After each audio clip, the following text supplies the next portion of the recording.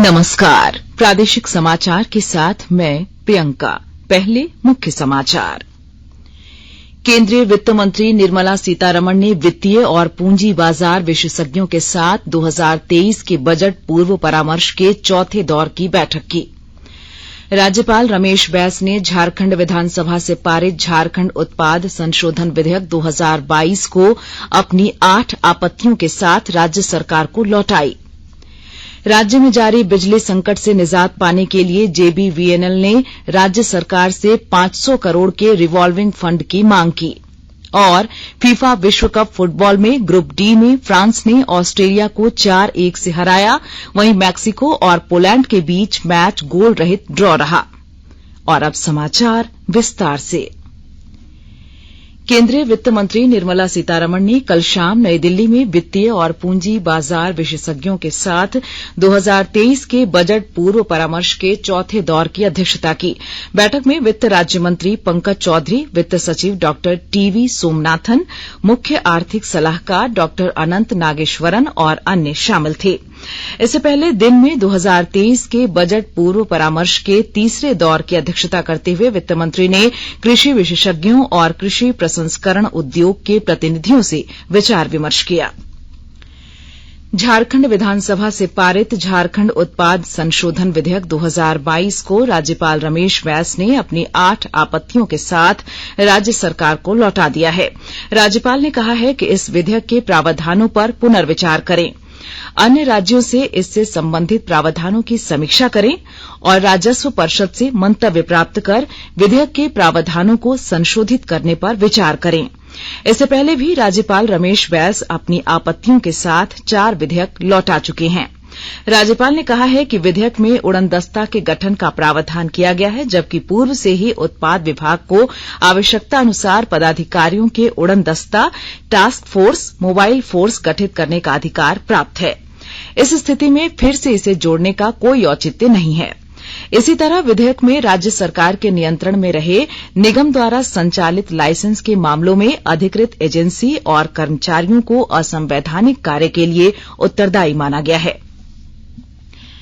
झारखंड विधानसभा के 22वें स्थापना दिवस पर उत्कृष्ट विधायक सम्मान से सम्मानित विधायक विनोद सिंह ने कहा कि हमें लोकतांत्रिक संस्थाओं को और मजबूत करने की आवश्यकता है। सदन में उठाए गए सवालों के आश्वासन पर सरकार गंभीर हो, विधायी प्रक्रिया और पारदर्शी हो। उन्होंने धनबाद के बाघमारा में कोयला चोरी में 4 लोगों की मौत की जांच की मांग की और अपने पिता स्वर्गीय महेंद्र सिंह को याद करते हुए कहा कि किताबों से उनका नाता था। वे विधानसभा से सम्मान के रूप में मिली राशि को पुस्तक खरीदने के लिए अपने विधानसभा क्षेत्र बगोदर के कॉलेजों को देंगे। उनका यह सम्मान बगोदर और राज्य की जनता को समर्पित है। उन्होंने कहा कि राज्य गठन के 22 वर्ष बीत गए, लेकिन अभी भी हमें बहुत कुछ करना है। जल, जंगल, जमीन से जुड़ी समस्याएं आज भी व्याप्त हैं। प्रधानमंत्री नरेंद्र मोदी ने देश भर में कल रोजगार मेला के तहत देश के 45 स्थानों के 71,000 से अधिक युवाओं को नियुक्ति पत्र सौंपे। साथ ही प्रधानमंत्री ने कर्मयोगी प्रारंभ मॉड्यूल का भी शुभारंभ किया। इसी क्रम में रोजगार मेला के तहत जनजातीय मामलों के केंद्रीय मंत्री अर्जुन मुंडा ने भी राजधानी रांची में सेम्बो स्थित सीआरपीएफ कैंप में युवाओं को नियुक्ति पत्र सौंपा। इस दौरान मुंडा ने कुल 166 युवाओं को नियुक्ति पत्र सौंपे। इनमें इंडियन रेलवे के 62, सीआईएसएफ के 20, एसएसबी के 39, असम राइफल के 16, ईएसआईसी के 6, एसएलबीसी के 17 और आईटीबीपी के 6 शामिल हैं। आकाशवाणी के ताजा तरीन समाचारों के लिए आप हमारी वेबसाइट newsonair.com पर लॉग ऑन कर सकते हैं। ताजा समाचार Twitter handle @AIR news alerts और Facebook page All India Radio News पर भी उपलब्ध है। आप प्रादेशिक समाचार एकांश के ट्विटर हैंडल @AIR न्यूज_रांची और फेसबुक, इंस्टाग्राम पेज तथा YouTube channel AIR news Ranchi पर भी हमारे बुलेटिन सुन सकते हैं। प्रादेशिक समाचार आप आकाशवाणी रांची से सुन रहे हैं। झारखंड में जारी बिजली संकट से निजात पाने के लिए अब जेबीवीएनएल ने राज्य सरकार से 500 करोड़ के रिवॉल्विंग फंड की मांग की है। जेबीवीएनएल के एमडी ने मुख्य सचिव से इस संबंध में बातचीत भी की है। केंद्र सरकार के नए नियम के अनुसार बकाया होने पर राज्य की बिजली में कटौती कर दी जाती है। 15 अक्टूबर से ही लगातार झारखंड को अतिरिक्त बिजली खरीदने पर रोक है। वहीं आधुनिक पावर से मिल रहे 180 मेगावाट बिजली भी रोक दी गई है, जबकि डीवीसी कमांड एरिया में 10% कटौती का आदेश दिया गया है। नए नियम के अनुसार केंद्र सरकार ने प्राप्ति पोर्टल बनाया है। इसमें बकाये को नियमित रूप से अपडेट किया जाता है। प्राप्ति पोर्टल के अनुसार 22 नवंबर को झारखंड का बकाया 205 करोड़ रुपए है। यह बकाया डीवीसी का है। अधिकारियों के अनुसार जब तक बकाये का भुगतान नहीं किया जाता तब तक पावर एक्सचेंज से बिजली खरीदने की अनुमति नहीं मिल सकती। केंद्र ने बिजली देने पर रोक लगा दी है। राज्य में सुबह और शाम में बिजली संकट से लोगों को जूझना पड़ रहा है। जेपीएससी परीक्षा 2021 7वीं, 8वीं और 9वीं के आधार पर औपबंधिक रूप से नियुक्त सहायक नगर आयुक्त, विशेष पदाधिकारी, कार्यपालक पदाधिकारी के पद पर 63 अधिकारियों की पोस्टिंग शहरी स्थानीय निकायों में प्रशिक्षण प्राप्त करने के लिए की गई है। नगर विकास विभाग ने इस संबंध में अधिसूचना जारी कर दिया है। जामताड़ा जिले में विभिन्न जागरूकता कार्यक्रम के माध्यम से बाल विवाह पर विराम लगाने को लेकर आवश्यक पहल की जा रही है। पेश है हमारे संवाददाता की रिपोर्ट।